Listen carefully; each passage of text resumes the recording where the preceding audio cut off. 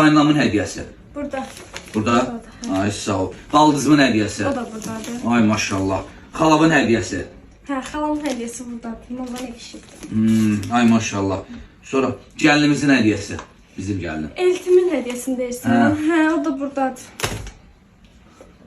Baldızım. O əsas məsələ. Hə, Onun onun hədiyəsi. hədiyəsi olmasa olmaz. Ona bax. Bax, Elif xanımın hədiyəsi buradadır. Görsən. Bu. Bu xalam qızın Bu hədiyəsidir. sən xalan qızın hədiyəsi.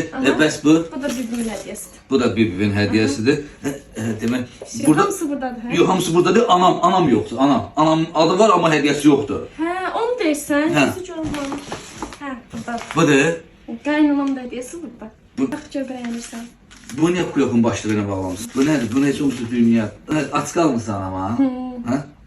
Bu nə dayı qız? Bu.